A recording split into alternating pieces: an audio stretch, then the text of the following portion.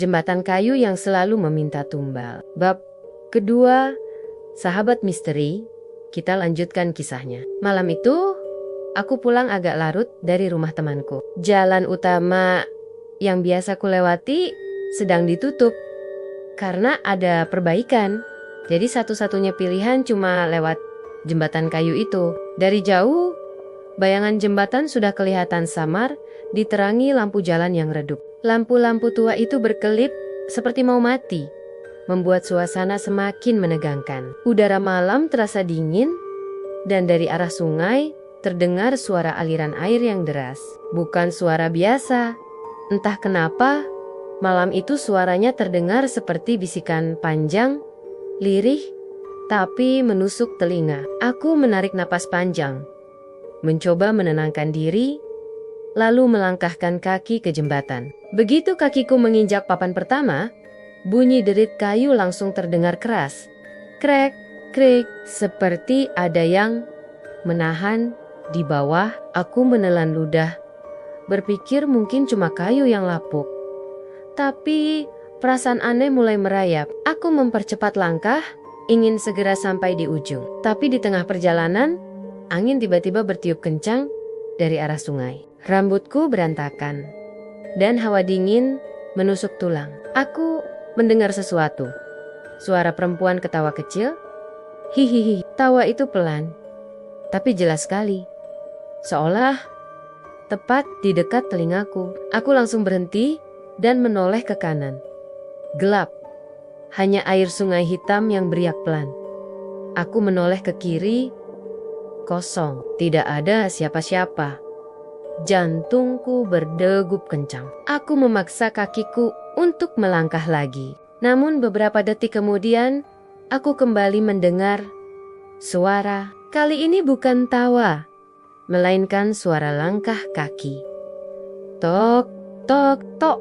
Bunyi langkah itu mengikuti. Padahal aku yakin aku sendirian. Aku mencoba akal sehatku. Mungkin hanya suara kayu yang bergoyang. Tapi ketika aku berhenti, suara langkah itu juga ikut berhenti.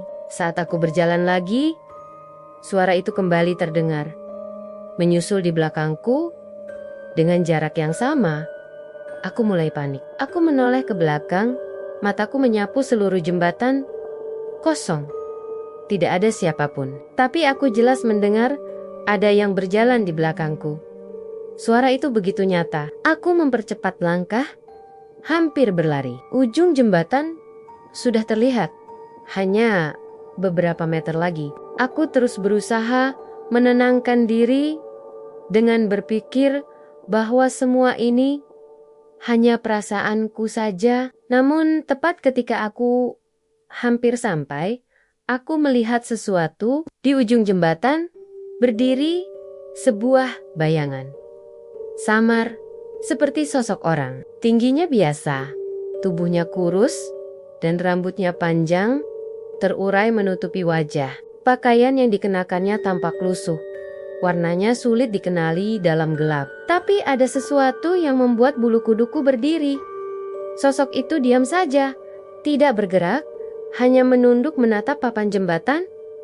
Aku terpaku, kaki ini terasa kaku, seolah menolak melangkah. Suara air sungai semakin keras, bercampur dengan detak jantungku sendiri yang seperti mau meledak. Aku mencoba berkedip, dan saat mataku terbuka lagi, sosok itu sudah hilang. Begitu saja, kosong. Tubuhku lemas. Aku buru-buru berlari menyeberang. Tidak berani lagi menoleh ke belakang. Begitu sampai di daratan, aku langsung terduduk. Napasku terengah-engah. Aku mencoba meyakinkan diriku bahwa itu hanya bayangan, hanya permainan otak. Karena terlalu takut. Tapi hatiku tahu, apa yang kulihat barusan nyata. Malam itu, aku pulang dengan tubuh gemetar.